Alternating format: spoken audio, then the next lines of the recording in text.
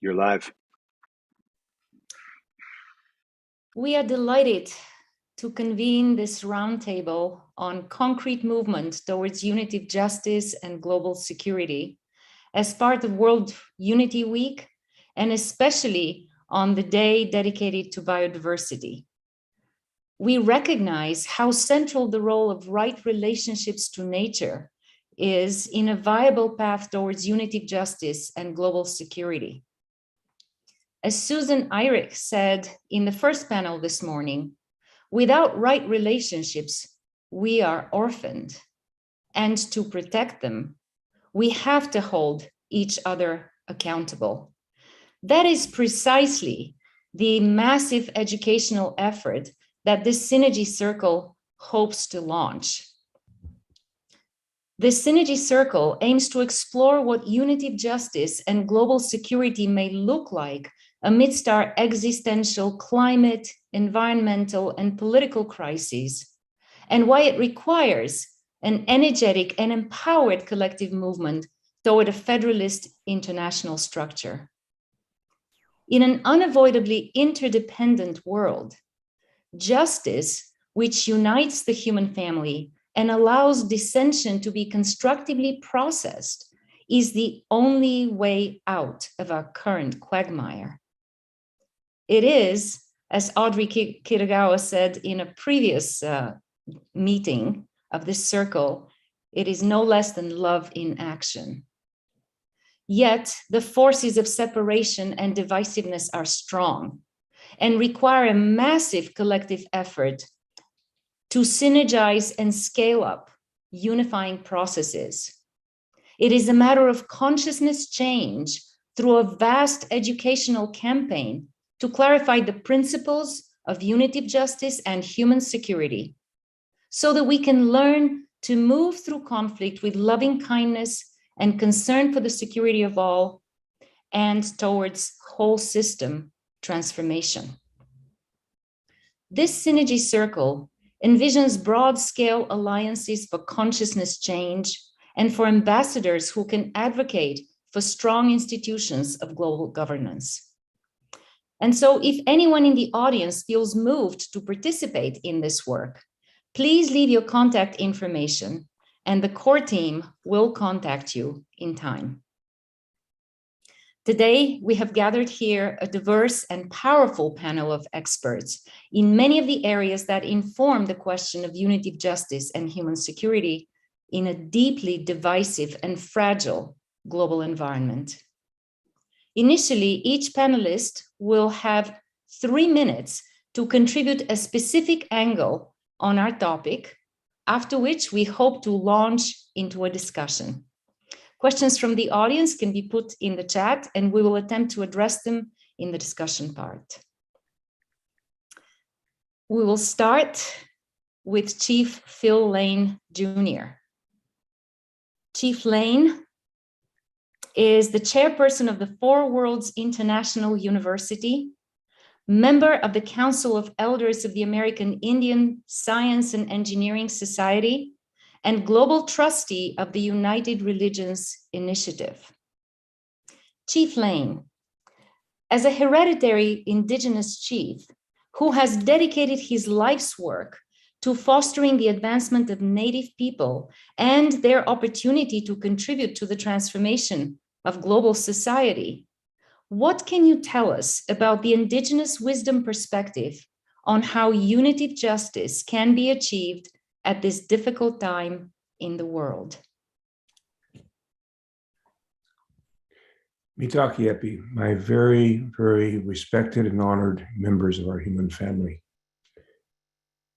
The very core of the Indigenous worldview, from my perspective, is the understanding of the prior unity and oneness of our human family and all life, and that the herd of one is a herd of all.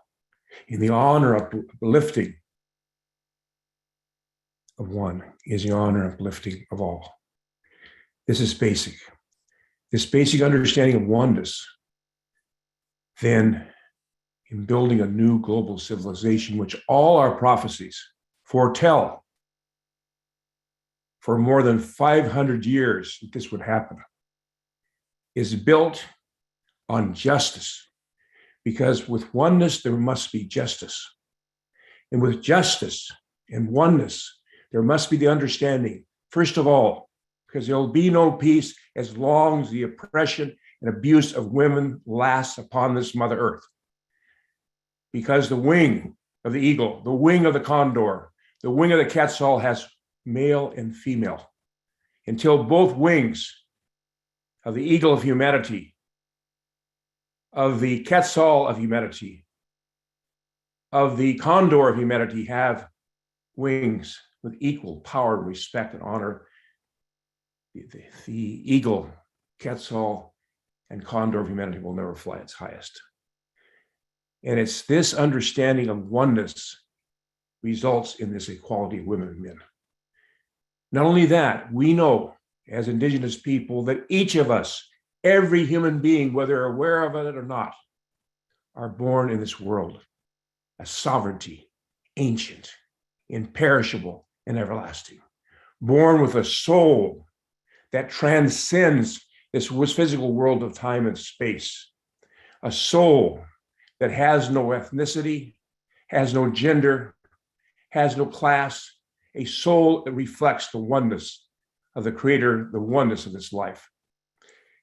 And so, without question, all the sacred prophecies, and it's very interesting, two Christian-related or Christian Judaic related faiths.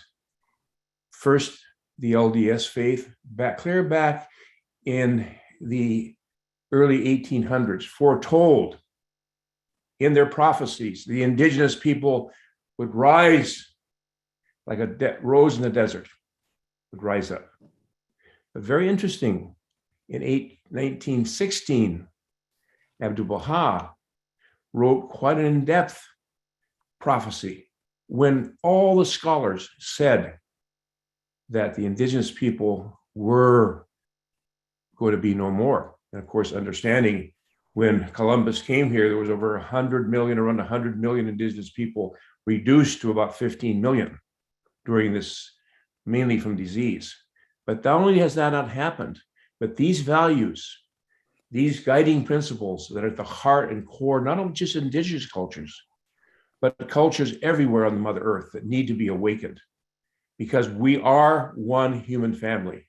There must be this understanding, the equality of women and men, universal education, the balancing extremes of wealth and poverty, all those things which are dependent on justice.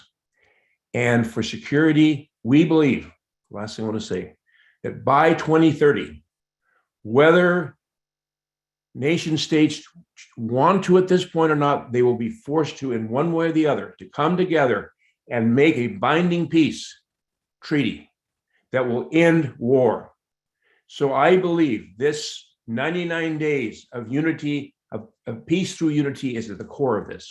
And that goal of the United Nations that we're all looking towards, an International Week of Peace, is ending racism and building peace. The only way to end racism is finally to wake up. We are one human family. No matter what our exterior looks like, we're 99.9% the same. This is just the old suit. And it changes awful quick. Thank you, So thank you, thank you. If I could bring this computer inside my body and give you a great big hug, I would. I send you my love. Well, you did. With your words and with your spirit, you embraced us. Thank you so Thank you very, all. I very love you. much. Thank you. Thank you, Brother Phil. We now turn to Audrey Kitagawa. Audrey is president and founder of the International Academy of Multicultural Cooperation, former chair of the Parliament of World Religions, and former advisor to the Office of the Special Representative of the Secretary General for Children and Armed Conflict at the United Nations. Audrey, thank you so much for being here with us today, particularly as you are due at yet another event within the hour. We really appreciate you making it possible to join this forum. And because you have written so deeply on how globalization has actually fueled religious and ethnic conflict, you know all too well that to move from that to appreciating that we cannot have real justice in our lives unless it is also unitive with relation to fellow human beings, even the ones we fear, that is a huge challenge. Can you share your thoughts on how the development of a spiritual culture and education can help move people toward an appreciation of the unitive nature of true justice? Since you have been awarded the Spirit of the UN Award, how can we inspire others to not fear, but to embrace this spirit?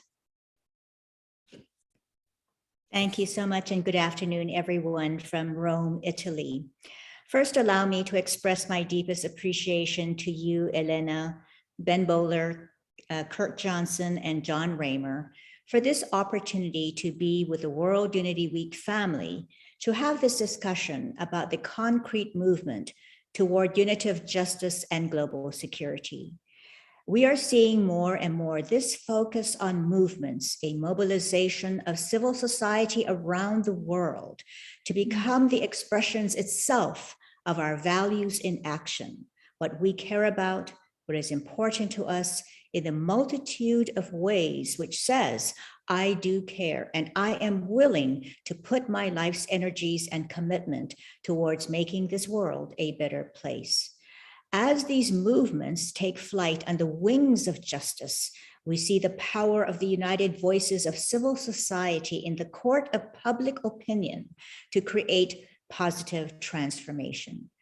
Justice means that modality by which we seek out what is fair and reasonable in the processes of moving through our relationships with each other. Unitive justice, as this group is creating awareness of and a culture toward, which comes from that place of loving kindness as a foundation of causing no harm to others. It is a values-based modality which is free of punitive elements and is, in short, love in action. And thank you so much, Elena, for indicating that I have addressed those powerful words, love in action, previously, and you will hear me do that articulation many times over in the future as well. It shifts us from the mentations of the mind to the heart to achieve mutual understanding by returning to our shared humanity, harmony, and balance. As these movements grow, we are creating that educational opportunity through our activism and advocacy to fashion the dilation of the insular mind to the global heart that is inclusive, connected, and mutually beneficial at its core. Because the basis of this movement is founded on a recognition that we are spiritual beings employing spiritual values and principles. The ensuing movement and actions arising from that foundation can be ensured to be that expression of loving kindness in action. When you move from that place of love, fear disappears. Fear arises from the perception of separation and individuation that causes self-interest and self-protection to arise. When one is in the sacred heart of love, we awaken to the reality that we are all one seamless whole, and we do no harm to another, for the other is myself, as Chief Lane said. From the sacred heart of love arises that inspiration which speaks to our infinite potentiality to develop into the ever-expanding consciousness that grows in the field of possibilities. That field, which ever whispers to us to move through the world with humility and kindness and gratitude to the divine creator of all there is, who presents us with these opportunities to share love. Thank you so much, Elena. Thank you so much, dear Audrey. That was truly inspirational. And we're very, very grateful for your presence among us and for these thoughts. And really, thoughts from the heart. Now, we would like to hear from Jonathan Granoff, Jonathan Granoff is president of the Global Security Institute, senior advisor and representative to the United Nations of the Permanent Secretariat of the World Summits of Nobel Peace Laureates, ambassador for peace, security, and nuclear disarmament of the Parliament of World Religions. Jonathan, you have pioneered at the level of the United Nations the need to refocus our collective commitment from concepts of national security, which pervert national identities and use them in the service of violence, to the much more universally relevant concept of human security. Please share with us what you see as the most critical focus in a massive effort to educate towards rethinking of national identities and recognizing the universal and foundational need for human security. Thank you so much for convening this. Ben, thank you for bringing us together. John, thank you for bringing us together. And I want to thank the previous speakers for grounding our discussion in the reality of the unity of being that manifests in the multiplicity of our different reflections. Every one of us has a unique face. Every one of us is a unique expression of that. It would be remiss not to realize each of our uniqueness. It would equally be remiss for any wave to think that it's separate from the ocean. And similarly, in order to stop the massive killing over religious interpretations in the 17th century, the nation state was created at the Councils of Westphalia in 1648. It's a human creation. The origin of the authority of the state comes from the multiple expressions of the people who give the state authority in order to express the value of peace and security. But the state is our creation to express our values as people. Just like you can be a citizen of London, a citizen of Paris, and a citizen of France, and a citizen of the United Kingdom, we now know in order to express our value of the unity of the human family as a spiritual insight that the wise since time immemorial have asserted, and as in the Upanishads, it says the world is one family. Ancient wisdom, as Chief Phil pointed out, we come from the one.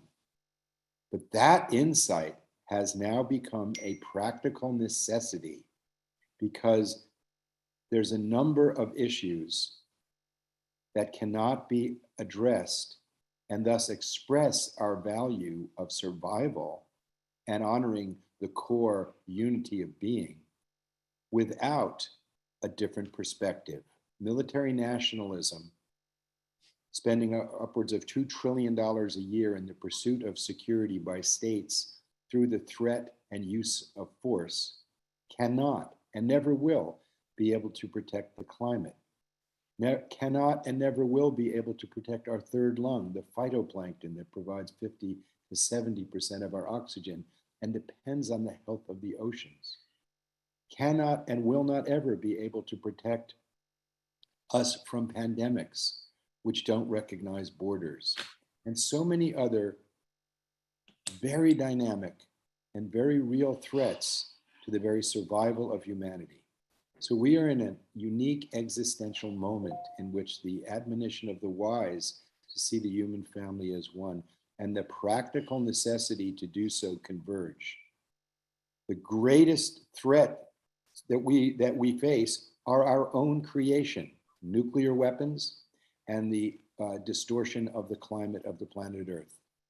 That is the path of the so-called realists who live on the myths of the pursuit of force and the threat of force, and the myth that the human community is separate from the natural world. We are the realists. We are saying we must have human security based on the unity of the human family, the realism that science tells us of our relationship to the natural world, and the spiritual insight of the wise of all traditions. We are one human family. We live on one living organism called the planet Earth. It is a miracle, and it is also morally incorrect for us to treat it as a mere commodity. It is a sacred gift, as every individual life is. Thank you very much.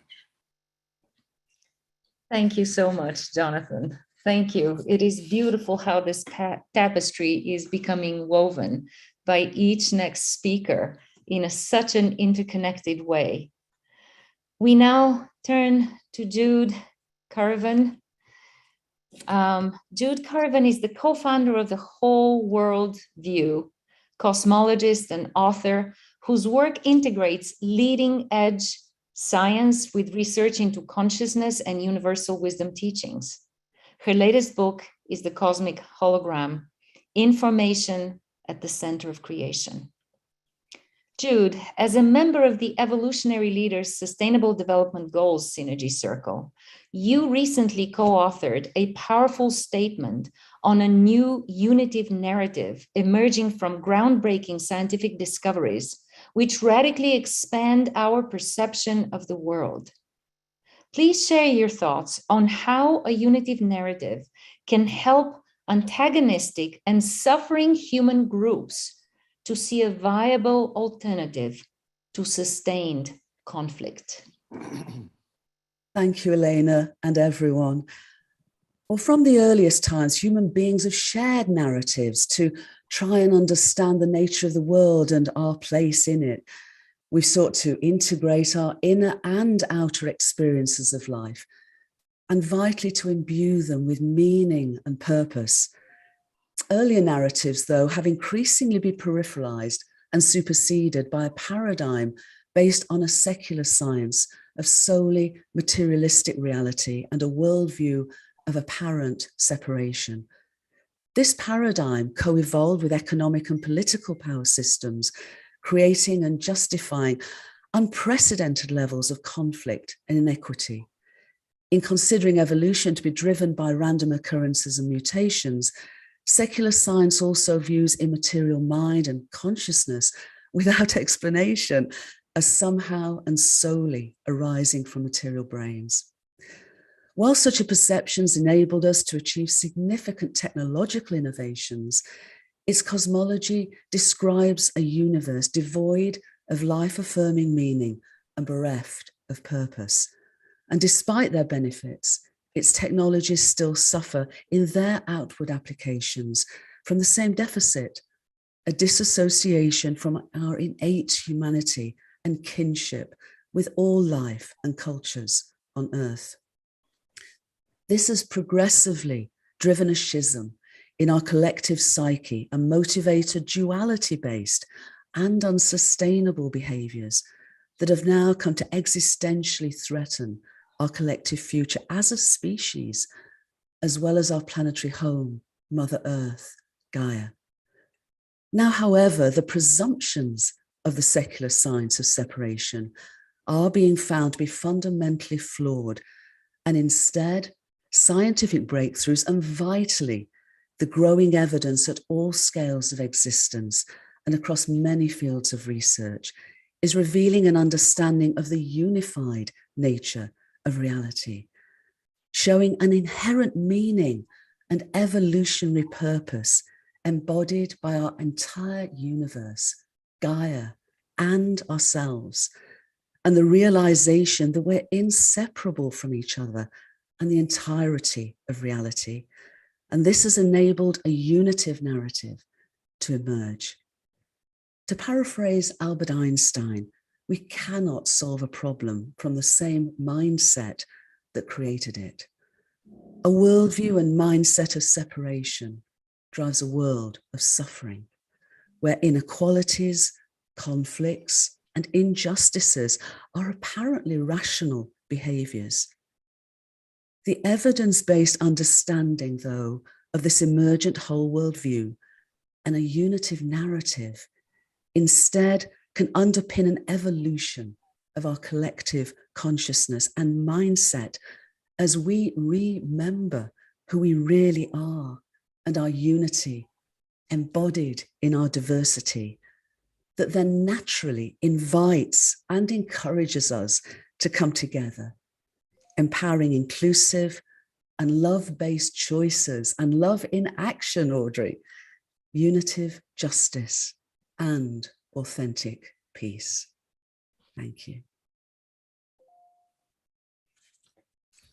Thank you so much, Jude. It is truly inspirational.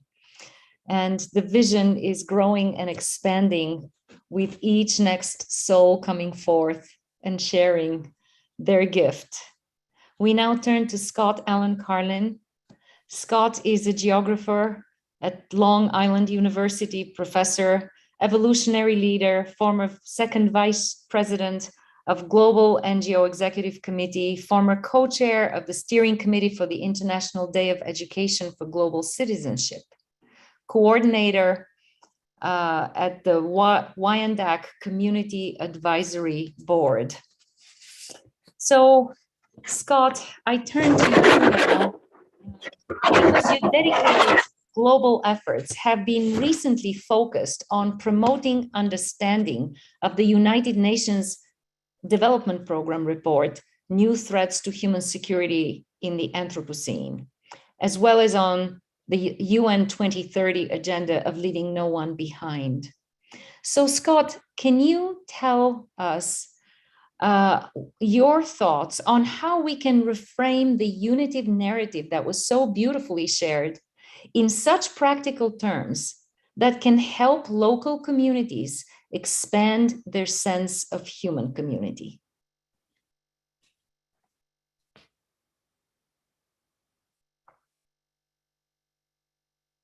We can't hear you, Scott. You're muted.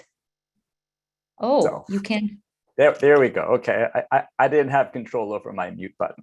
Thank Sorry you. about Okay, it's a pleasure to be here, Elena, with you and all of these esteemed speakers. And I also want to acknowledge all of our participants that are joining us, that are helping to fill out the collective we that we're speaking to. We have these wonderful ideas that are being presented today, but imagine if all 100 plus of us that are on this Zoom call right now were able to do a kind of collective mind hive and just kind of generate even more fascinating ideas together. That's kind of a teaser, I think, for where we're trying to move forward this decade. And I love Chief Phil's imagery that he gave us of the male and the female, and that the wings are of each. So we can't have proper flight without the male and the female in balance. Our brains are wired that way as well. We have a left brain, a right brain to kind of guide our critical thinking, as also to guide our kind of more expansive, spiritual, creative lives. And the more that we deepen and cultivate our education systems, where they're not just about the critical thinking, or they're not overbalanced in the direction of critical thinking, but they're rebalanced.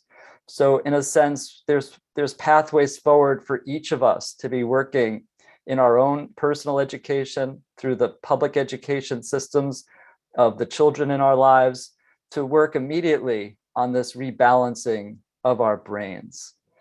And I loved Jonathan Granoff's imagery of a third lung. So if we think about every breath, right, if we're able to pause for just a microsecond for each breath and take a moment of gratitude for how powerful the human breath is, and that breath immediately links us collectively to these planetary systems, the amazing productivity of our oceans, and their vulnerability today, so that we recommit collectively to that. So those are some immediate ways to kind of ground us and help us to think in concrete ways, because that thinking, that loving kindness that Audrey spoke of, this is a wonderful gift that we give to everybody in our lives when we speak from our hearts with loving kindness. Let me turn for a moment to just a couple of comments from the UNDP's new report talking about the Anthropocene, this new world that we now inhabit, and the need to kind of deeply rethink human security. This is a 2022 report. New Threats to Human Security in the Anthropocene is the formal title. So UNDP writes, military spending shows no signs of abating. Instead of a peace dividend, we confront a world with violent conflict, affecting more than 1 billion people. They also note that poverty and hunger are greater than just 5 years ago, and a generation-wide education crisis will have long-lasting consequences. So this is the context of our immediate world that calls for this redefinition of human security. So one of the things this report does is it elevates this idea of human solidarity as something we need to push forward in our lives and in the UN system. So I think this is something that those of us who are excited about the Unitive narrative can work with as a point of conversation. What does this mean, human solidarity, at this current moment in time? How do we make this more meaningful and exciting in people's lives? And I think that all of us on the call today believe the Unitive narrative can help support the UNDP. I believe it's important this year and into next year to open up lines of communication with UNDP leadership about why the Unitive narrative can be an important part of their work. There's a three-prong effort that they underscore in this redefinition of human security. The first being solidarity, the next two being empowerment and protection. We are looking to build a world where people truly feel empowered in their lives and where they have basic protections. They have clean air, they have clean water, they have access to food. And these three elements of solidarity, empowerment, and protection, that forms the foundation for a new model of human agency.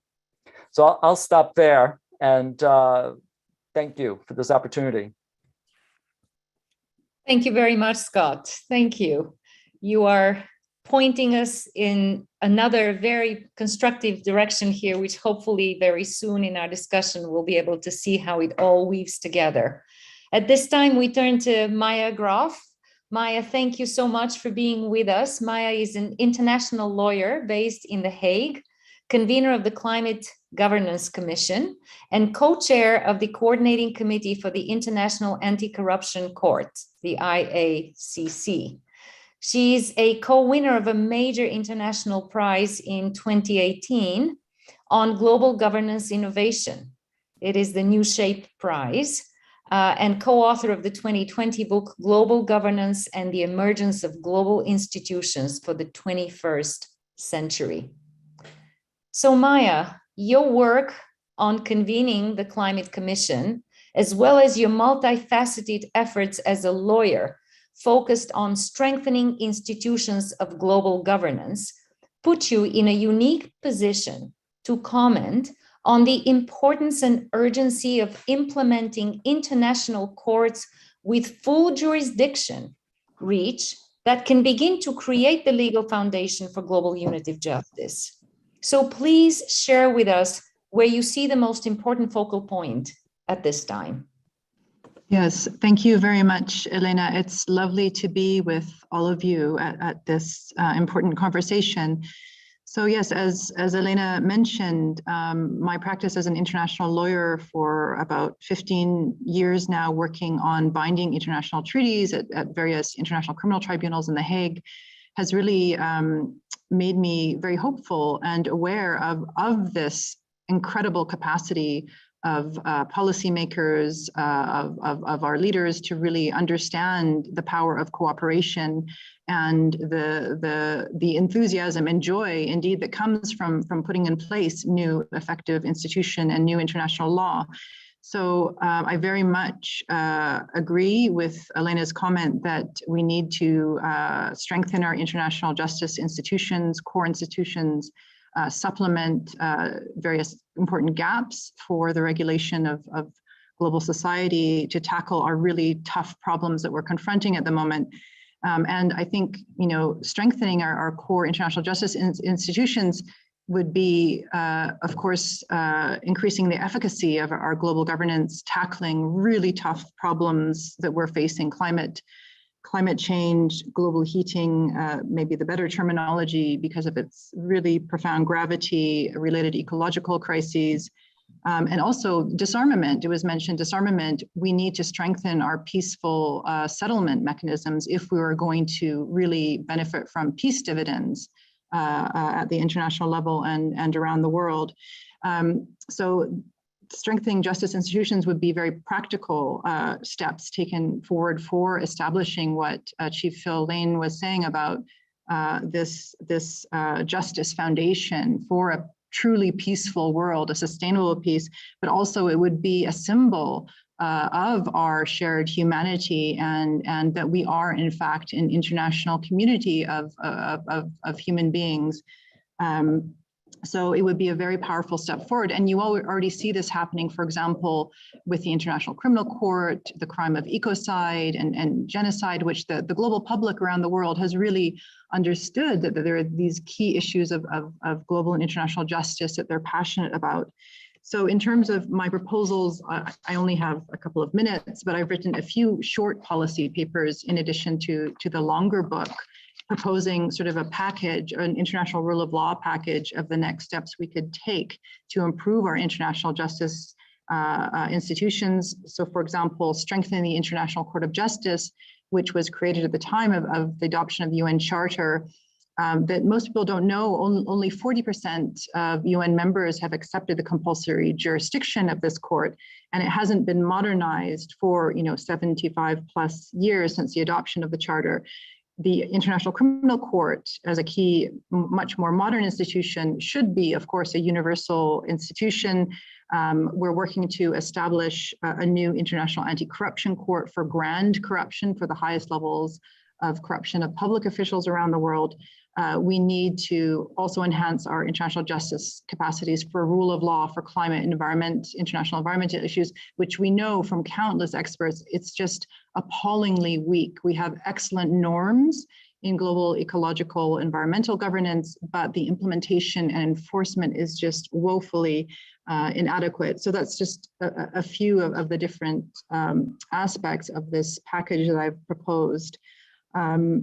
So just one last point on sort of implementation pathways.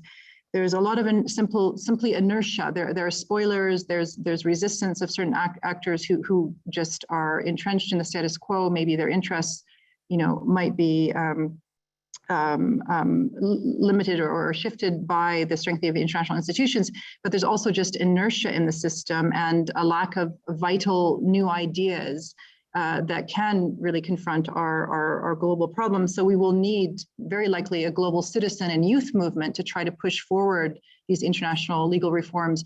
And the very good news about that is that we've had extraordinary achievements, such as the creation of the International Criminal Court, the Convention on the Prohibition of Nuclear Weapons, the Landmines Treaty, which have been largely citizen-led initiatives that have been extraordinarily successful to institute new reforms.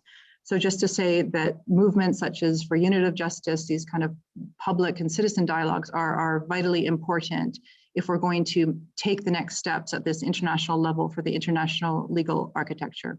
So thank you very much. I'll end there.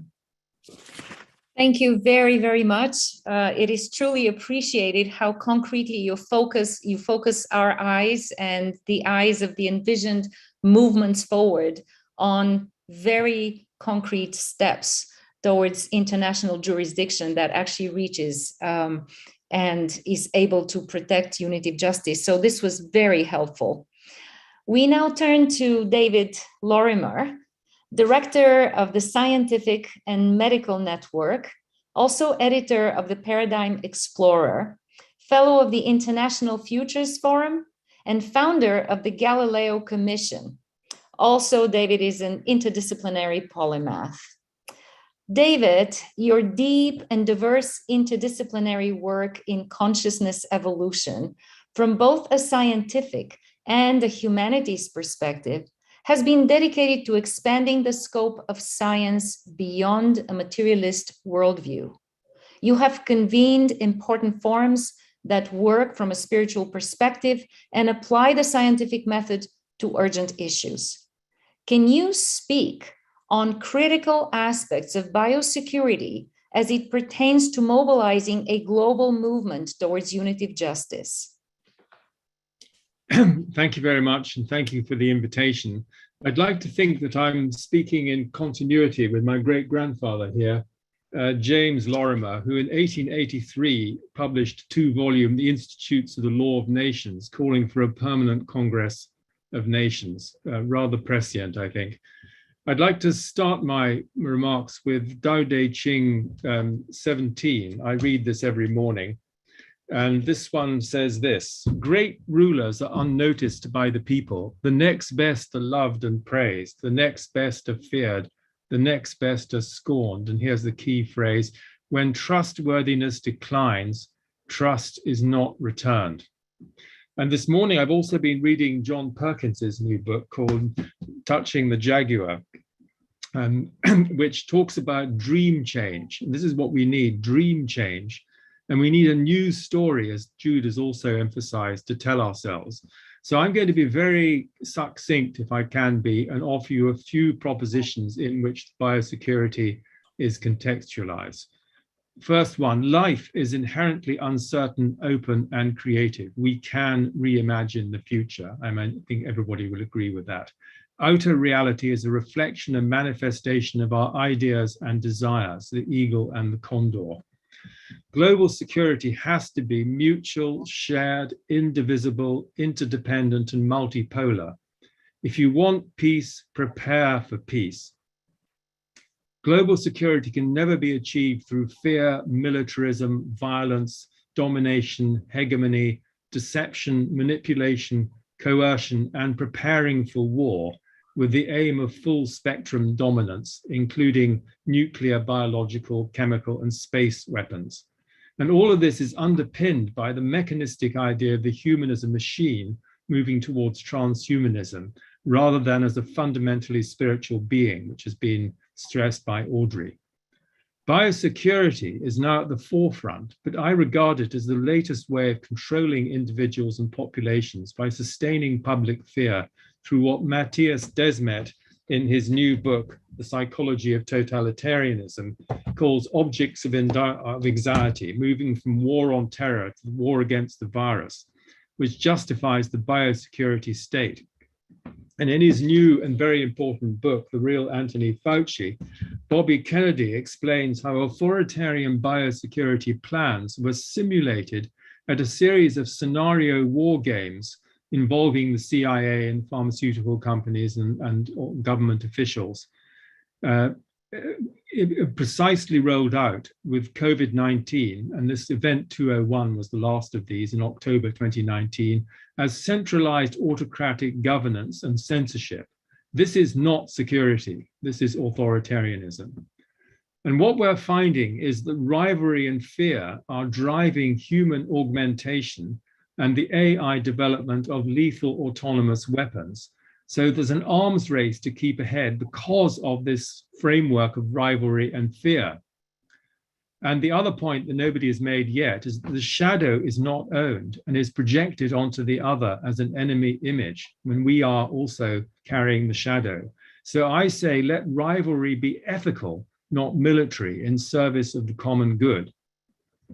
Global security, in my view, is predicated on environmental security, which cannot be achieved within the existing economic system of domination, control, extraction, and exploitation. This death economy, as John Perkins calls it, can only lead to extinction. So environmental security means transitioning to a life economy, as Vandana Shiva and others have proposed, based on what's already been said by people, the oneness of life and mind, entailing for me an ethic of interconnectedness. So I conclude with a return to what I've been emphasizing over the last couple of years, the spiritual first principles of the Bulgarian sage Peter Durnov: love, wisdom, truth, justice, and goodness in a pentagram joining these together. So my key question for us as a panel leading to this fundamental system change that we need. Thank you. David, thank you very much. Would you kindly please repeat your key question, because the connection was lost just as you were articulating it. Once again, just the key question, please. How can we build trust leading to fundamental system change? Excellent. Which goes back to the original Dao De Ching. When trustworthiness declines, trust is not returned. Thank you very much. Excellent question. Excellent question to move us forward. Thank you, David. And we now move to our last panel speaker, after which we'll have a little bit of time for discussion. And that's Earl Possard. Earl is a wildlife conservationist who has worked with over 40 countries on implementing marine turtle conservation in partnership with governments, NGOs, and communities. He brings vast experience in worldwide education of communities and stakeholders at every level on the vital interdependence between preserving biodiversity and human well-being. And so, since this is the Day of Biodiversity, it is all too poignant for us to end the comments of this panel with Earl. And Earl, I turn to you. After 40 plus years in US government service and work with communities and stakeholders around the world, what has your vast experience taught you about broadening the sense of we and conserving biodiversity as it relates to unitive justice? Well, thank you. And I have to say, I'm a little overwhelmed right now, taking in all this information in ideas and thoughts and from all the other panelists. And now I'm going to talk about turtles. So, but I would think and like to reframe the question into maybe what have turtles taught me about creating the greater we, both with the shared life forms and biodiversity of our planet and with our shared human family. And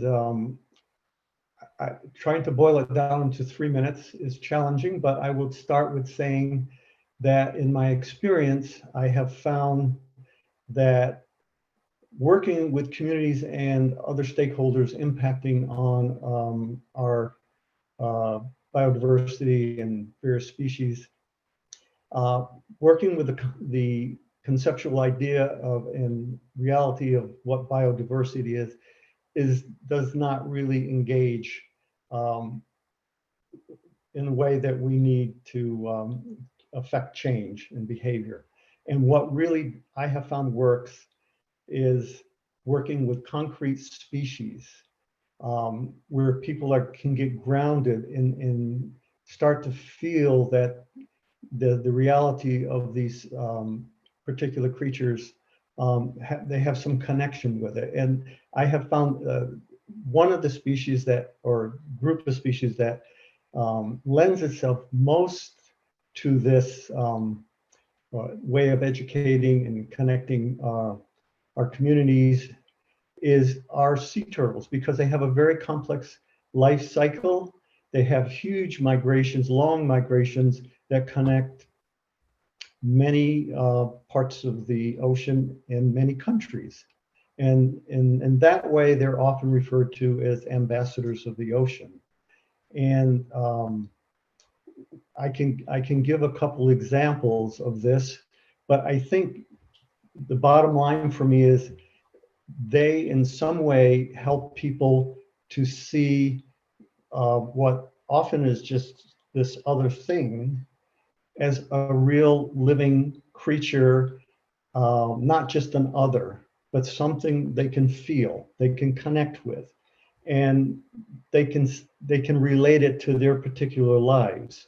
And to give an example, the loggerhead sea turtle, which nests in large numbers along the southeastern US and in Cuba and the Bahamas, has a life cycle where the nesting females nest on the southeastern beaches in large numbers, and the little hatchlings swim out in great faith to the Gulf Stream, which can be several kilometers or 30 kilometers offshore. They passively drift across the North Atlantic, spin off several months later into the Northeast Atlantic around the Azores, into the Western Mediterranean, where they continue to grow up as young juveniles into larger immatures, where they then catch the equatorial currents off of Morocco back west to the southeastern US, Cuba, where they finish growing up, and ultimately the females nest back on the nesting beaches, and the males also join them for some mating before that. But in this life cycle and migration, we have connected both the US, Cuba, Spain, Portugal, Morocco, and not just the countries and the governments, but we're connecting the fishermen that work off of Spain in their longline fisheries that catch turtles accidentally and have great impacts on them, and what we try to do in the US on nesting beaches, but have never seen a nesting turtle. So we have brought, I will finish very quickly here, but we have brought Spanish longline fisher captains, teachers and educators from Spain, and filmmakers to the nesting beaches of the US. And this is the first time they've sat down with these turtles and actually started to see them as like real live things. And it has changed them profoundly. And I can give many stories around the world where this experience, just being with these creatures for some reason, just profoundly has an impact on them. And this longline fishing captain now is one of our biggest conservation advocates within the fishing community in Spain. So that's just a small example, but again, they're ambassadors of the oceans. They're teaching us how to create the greater we with the living creatures, that sea turtles are just part of that habitat, that ocean habitat and nesting beach. And in the larger we of the fishermen, the others that are interacting with sea turtles intentionally or unintentionally. And so when we start to have these collaborative efforts, I think we start to work with reciprocity, integrity, and humility, and that is by definition building a greater we. And I'll end it with that. And I could talk a lot about turtles. I love talking about turtles. Thank you so much. Thank you so much, Earl. You have definitely helped us feel the power of binding hearts to nature through particular species, and particular species who are ambassadors: sea turtles, birds, migratory birds, and other species that really help human beings connect the dots between our souls and living nature. Friends, as we're moving into the discussion part of our panel, I just would like to share with you that I'm hosting this roundtable from Sofia, Bulgaria, where the need for all the changes discussed above is particularly tangible. As many of you may know, in Central and Eastern Europe, the old totalitarian secret service system has gone after the justice system and courageous judges, as well as after the media, in a concerted effort to undermine public trust in the courts, in governments, and in the possibility of truth and of the just resolution of grievances. This approach, as we know, has extended to seeking to undermine democratic processes in the US, in Spain, and in other parts of the democratic world, but its impact is particularly strongly felt in weak fledgling democracies like Bulgaria. So the need for education towards unitive justice and human security is very stark here in the context of a divided society where civil society is still very, very weak. So all this emphasizes even more the urgency of our efforts. And I hear every day from young people who speak about feeling bereft of meaning and purpose, exactly the way that Jude explained. This whole paradigm of separation has left humanity. I see this in young people here. And so here we are now. We need to begin today, and this will be a long-term process, to seek the points of intersection among these different perspectives that were brought together. Just to sum it up, and I will ask each one of you to reflect a little bit on where you see the points of intersection. We will have no more than 15 minutes in total, so maybe not everybody will get a chance to speak, but if you feel moved, if you see points of intersection, please speak, because our effort now is going to move into a working group, consulting further, developing strategies for this effort. But what we've heard today is already a very powerful range, which I'd like to just try to somehow summarize. So first of all, we heard very clearly the indigenous context, the indigenous planetary wisdom context, which really speaks to us of a prior oneness and unity, which now has to be based on justice. There can be no unity without justice. That is very critical. So we cannot have world unity unless we really strengthen processes of unitive justice, and that is a mandate. We also heard about the power of moving from, as Audrey put it beautifully, from insular minds to global hearts, and opening ourselves to the mobilization movements of civil society across the world. So how can we connect with the mobilization movements of civil society across the world to mount or to enhance or to amplify the educational effort needed here? We also heard about the fact that military nationalism cannot ensure the survival of the planet. That, as Jonathan Granoff put it very well, the state is our creation to express our values as people. And so the state, in a global society, in a planetary world, has to express the values of the global human family, that is just to the whole family, to the security of the whole family. What does that mean? That is a huge shift from the kind of national attitudes I experience here, and probably many of us experience in the countries where we find ourselves. We also experienced, through Jude's shared thoughts, the healing power of the unitive narrative, which is what the world needs to experience, the healing power of the unitive narrative.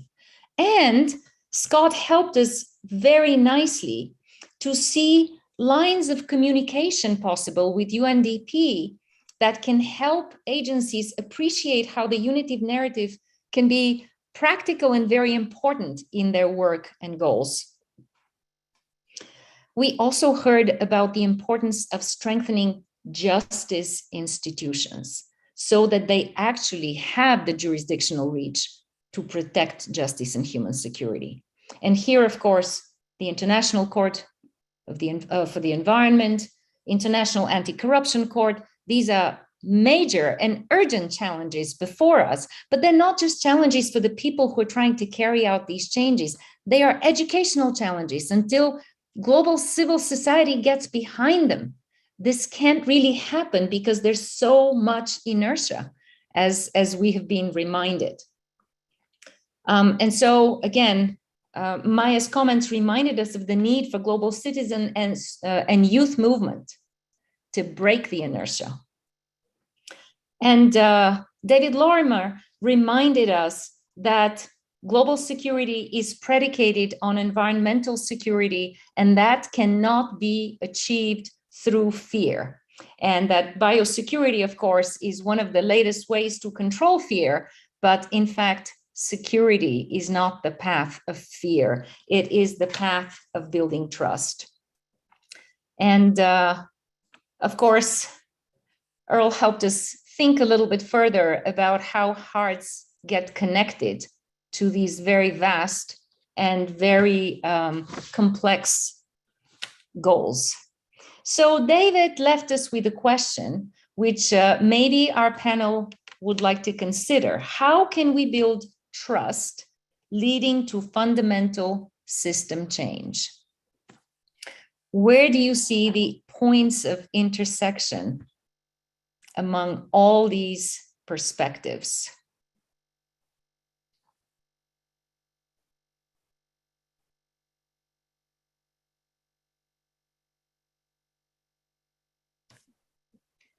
Maybe as I ask the question. Are you asking all of us, or are you just asking one person? So this is actually a question to the whole panel, and I saw you, Jonathan, moving to. Yeah, I'll just really simply, the Take the Secretary General of, I mean, I didn't go into the institutional aspects because I didn't want to get into the grit of it, but I want to commend Maya for highlighting some of the cutting edge institutions, but there's lots of them, the OSCE, the WTO, WHO, but more importantly, the global economy is already integrated. The fact is that the financial world is one financial world. So that's already happened.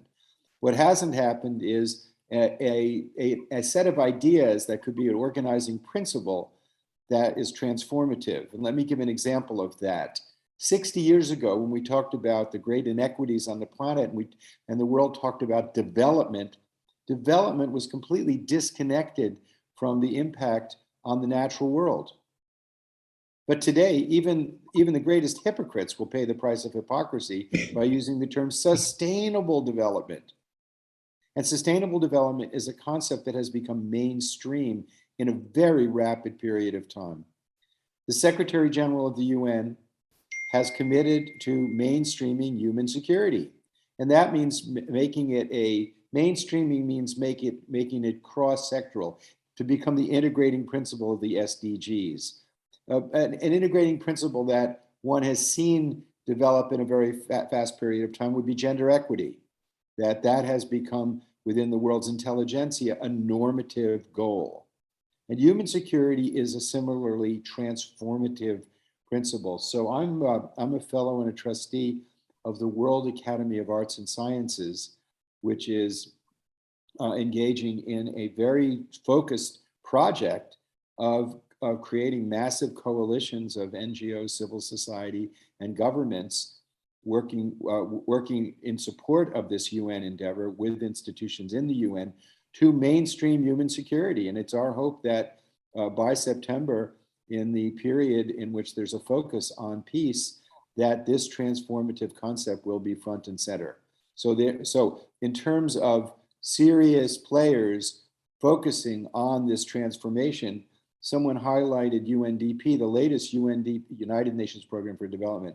I mean, I'm downloading because I know we're pressed for time and I don't want to dominate the conversation, but this is what I'm committed to doing because is I believe the existential threat of nuclear weapons is exactly that. By accident, madness, or design, they will be used, and their use will be existential to the human endeavor. But why do countries get these weapons? They get these weapons because the way in which security is set up is not by strategic stability. In reality, it is set up wherein countries with massive industrial bases are pursuing security by seeking military advantage. And the logical extension of that are weapons of mass destruction. So in order to address the underlying reason why, we already have the legal instruments. The ban treaty did not make nuclear weapons illegal. International humanitarian law did. The commitment to disarmament was already embodied in the Nuclear Non-Proliferation Treaty.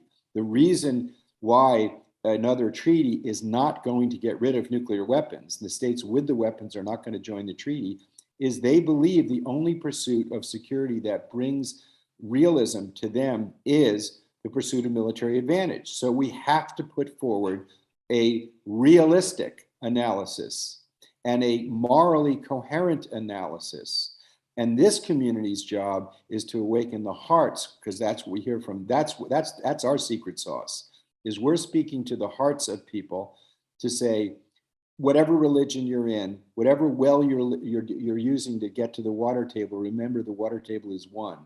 The spirit that gives life to all is one. But this now becomes a political practical necessity. So UNDP's latest major report is called New Threats to Human Security in the Anthropocene, a call for greater solidarity. And the Anthropocene means the period in the evolution of the planet in which the natural processes and regenerative processes of the planet are not guiding evolution, but human intervention is. And thus that focus has already happened institutionally. We need to support it. We need to identify whatever strengths we have to support this transformative idea. Thank you very much, Jonathan. I really appreciate your summary that what we need is a realistic and morally coherent analysis that speaks to the hearts, and I will add to the minds of people as well, and offers organizing principles. I am very hopeful that that is what this core group of people will move towards. We have just a few minutes. Would anybody else would like to add to this concept of organizing principles that can essentially restore trust, that can really bring forth both hearts and minds? Is there anything else that any of the panelists would like to add? Please, Audrey. And then Scott. Thank you so much, Elena. Well, this aspect of trust is very important because trust is built on our own personal as well as institutional integrity.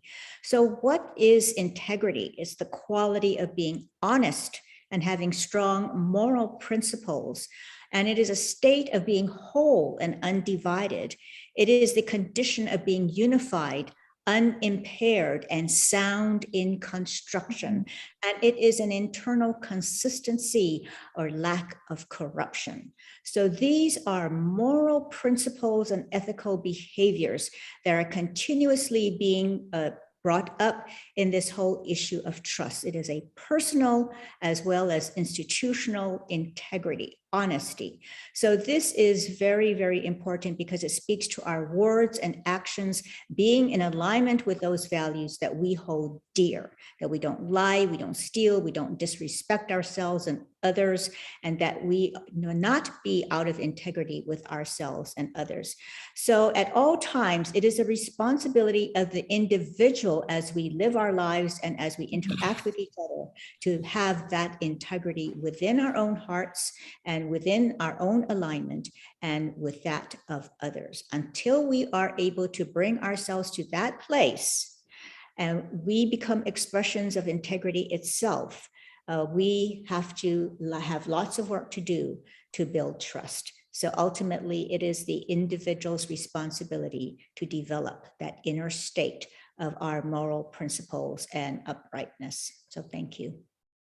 Thank you so much, Audrey. Thank you very much for this very powerful and central reminder. Scott, you wanted to also add? Thank you. So one of the wonderful characteristics of the unitive narrative is the appreciation and celebration of diversity. So I think one of the principles we would be wise to focus on is something in the Earth Charter called subsidiarity, which means that localities really should have as much control over their own lives and domain as possible. I think this would speak volumes to what David was talking about earlier about this creeping authoritarianism and all of those types of concerns. People want to feel respected and having control. We can help that with a focus on subsidiarity. Thank you. That is also a very powerful and helpful reminder as we're moving towards the end of the streamed part of this panel. As we know that we will remain for a little bit of a further consultation, I do want to bring us back to the fact that as we work on internalizing the unitive narrative and living up to it with integrity, and really with spiritual center and groundedness, we cannot underestimate how powerful the forces of divisiveness and separation are. And so the practicality of principles that for collective action that can synergize and scale up what's already happening is extremely important. And we have had here a number of suggestions which I've kept track of. If there's anything else you'd like to add, you're welcome to. If not, we will move towards closing the public part of this panel, and I will ask the panelists to please remain so that we can do our working consultation. Dr. Mustakova, this is too important to rush. Please. No, I'm saying I think you have more time. I've been looking here. I want to allow this important conversation to continue, and so we can keep the live stream going a little bit longer, and then afterwards. As far as I can tell, there's nothing else here. This is for a little bit of time, but keep going, please. This is too critical. Thank you. I also know that some of our panelists are already called to other places, so that's part of the challenge here. So if any one of you needs to excuse yourselves, I know Audrey, you may be needing to excuse yourself very soon. Please feel free to do that. This was quite a gift and we really appreciate it. And the conversation continues. And for the rest of us, do you have any other thoughts that you would like to put forth? Some of the organizing principles that were already suggested, just to sum it up, was first of all, personal and institutional integrity. Also gender equity, human security, and the very interesting suggestion around the principle of subsidiarity that attends to the appreciation and celebration of diversity. So these are some excellent suggestions that we've started with. Is there anything else that you feel moved to come forth with? This may also need to simmer and cook because the question is very large. We're talking about a very massive and multifaceted effort. So Jude, and after that, David, please, and Brother Phil. Thank you, Elena. Thank you, everyone. I'm really glad that we're moving so forward, or starting to move forward with very concrete steps. But one of the things that I feel is absolutely vital is based on the Unitive narrative. A lot of other initiatives that we're being involved with is on an educational basis. How do we bring this understanding of intrinsic wholeness and meaning and purpose to the education of our children? Because if we teach our children that everything's separate, which is what's happening currently, by the time they get to 12 to 14 years old, even though they know within themselves that intrinsic wholeness, they move into that cultural norm and that societal norm. So somehow I feel our efforts have to really synergize with efforts in terms of unitive education based on the Unitive narrative, which another synergy circle of our evolutionary leaders is focusing on. And alongside that, the work that our conscious business synergy circle is also involved with based on Unitive narrative. And I remember a youth gathering in Denmark a couple of years ago, where this understanding, before we'd articulated Unitive narrative, came forward, and sort of the young people saying, of course we know this, but why aren't we taught this? So I think that all the efforts that we're making in terms of unitive justice and security have to synergize with that educative and transformational leadership approaches that are actually also happening. Thank you so much, Jude. It really is quite apparent that this is going to be not one synergy circle, but synergy circles of synergy circles. And as I think Audrey said earlier, mobilization movements. But as we really open up this broad appreciation of how much goes into it, we're both broadening and at the same time focusing so that we can have what Jonathan called a realistic and morally coherent analysis that is put forth in different educational efforts. So let's hear David and then Brother Phil. Yes, thank you very much. I absolutely endorse what you've just said, Jude. And for those of you who don't know, last 15 years, I've done a project called Inspiring Purpose, helping to inspire purpose in young people. And I put the link into the chat. But the point I was going to make was that I regard the nature, how we regard a human being and the nature of consciousness as absolutely pivotal to this reformulation that we need. For me, and this is the work of the Galileo Commission, the point that we're trying to make is that the human being has a deep spiritual nature, that we can access these deeper layers of reality, that the human being is not a machine, and that the transhumanist agenda is based on a massive metaphysical error, which assumes that humans are machines. This is the mechanistic metaphor from the 17th century. And that what we need to do is to merge the human with the machine and to upgrade and recalibrate the human. And this to me is a path without a heart. It's completely empty of what it really means to be human. And so that I think is an important starting point. And what everybody's said here about the oneness of life, the oneness of mind, this is the premise, this is the metaphysics, if you like, from which the ethics can be derived and which the politics can be a coherent expression. Thank you. Thank you very much, David. I think this is a very helpful and clear summary from metaphysics to ethics to politics to action. Yes, thank you. Brother Phil, and that may be our last comment, as we do need to take a little bit of time for our working group to coordinate. Brother Phil, please.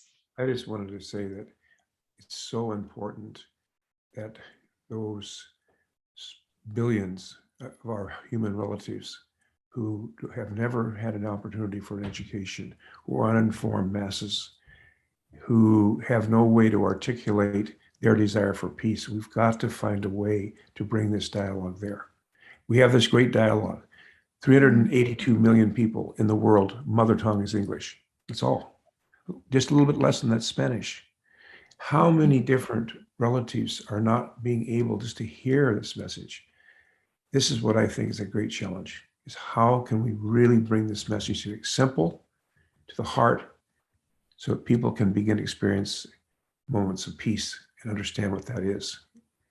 That's what I see as a big challenge that we have to work on. Thank you so much, Brother Phil. I think this is perhaps the most poignant way to end the formal part of this panel with your final words. How can we bring this message to millions of hearts so people can begin to experience moments of peace? Thank you. I want to thank all of our panelists. We have covered profound and expansive ground here. This is just a beginning. I particularly want to thank our host, John Raymer, who has faithfully been serving for days and months and years, and certainly around the clock the last week, along with Ben Bowler. Thank you very much, Brother John. Without you, this would be very, very difficult. And we can end the streaming part, unless you would like to end some closing words before we end the streaming. That would be lovely. Yeah, no, I just want to say that this stream is like no other stream. And this time is really like no other time. This is the rudest awakening that's happening for everybody right now. And what we're finding these last couple of days, people are coming in pain. We know there's this all systems breakdown, this deconstruction. And as this is happening, it's opening people. People want to connect to the positive. They want to be in this conversation. And that's our desire, to have this 90 days, 99 days of peace through unity be a platform upon which we're not just pitching and influencing each other in our thinking, but our thinking is changing the way we're speaking and changing the way we're acting. And this is the opportunity that we have this summer for the North, this winter for the South, to actually really bring about the concrete action that I know, Elena, you are guiding us there. I mean, you have a passion and a focus about it. And I'm reminded by David Graeber's, the anthropologist's words when he said that the ultimate hidden truth of the world is that it is something that we make and could just as easily make differently.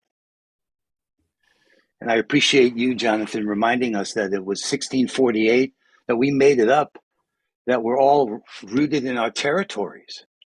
That's not true anymore. This virtualization of our world is giving us a chance to reorganize everything with self-sovereignty. We're non-state activists, and we're able to bring about change in ways we don't realize our power. We're just waking up to it.